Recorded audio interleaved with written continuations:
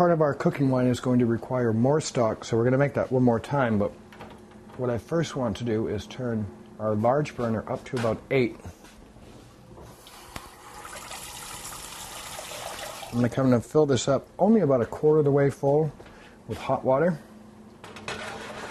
And what we're going to do in here is we're going to peel our carrot and cut it very thinly. And we're going to put it in here, we're going to blanch it, we're just going to really shock it. All right, we'll come back to our front burner and we'll turn that back on to 8.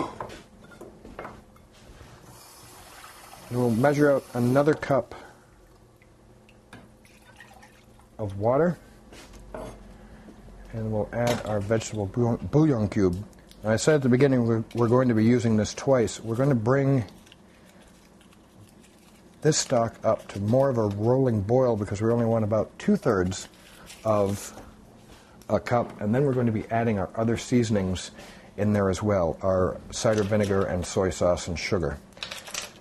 All right, I've taken the chickens out and they are nice and coated, but I'm going to flip them over to make sure that both sides of the chicken have incorporated the sauce.